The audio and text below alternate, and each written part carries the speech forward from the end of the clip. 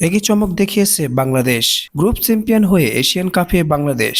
Asian cup বাছাই পর্বে C গ্রুপে থাকা বাংলাদেশ প্রথম ম্যাচে বাহরাইনকে ৭-০ গোলে, দ্বিতীয় ম্যাচ মিয়ানমারকে ২-১ গোলে হারিয়ে প্রথমবারের মতো এশিয়ান কাপের মূল পর্বে খেলা নিশ্চিত করে। আর শনিবার মিয়ানমার বিপক্ষে ম্যাচে তুর্কমেনিস্তানকে ৭-০ গোলে পরাজিত করে গ্রুপ পর্বে অপরাজিত চ্যাম্পিয়ন হিসেবে এশিয়ান কাপে খেলার টিকিট পেল লাল সবুজের দল। ২০২৬ সালে অস্ট্রেলিয়ায় অনুষ্ঠিত হবে এএফসি এশিয়ান কাপের মূল আসর।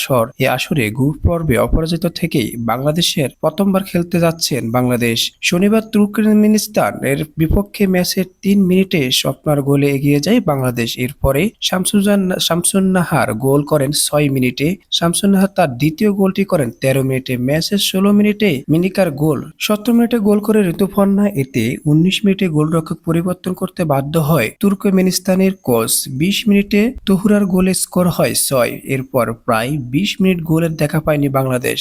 ম্যাচের ৪০ মিনিটে কর্নার থেকে বল পেয়ে বাঁ পায়ে দুর্দান্ত গোলে বাংলাদেশের স্কোর ৭-০ গোল করেন ঋতুপর্ণা চাকমা। ম্যাচে ঋতুপর্ণার দ্বিতীয় গোল। প্রথমার্ধে ৭ গোলে এগিয়ে থেকে বিরতি যায় বাংলাদেশ ওমেন্স ফুটবল দল। পরবর্তীতে ম্যাচে সমতায় থাকলেও আর গোল করতে পারেনি বাংলাদেশ। তাই ৭-০ গোলে তুর্কমেনিস্তানের পক্ষে জিতে নেন দুর্দান্ত জয়।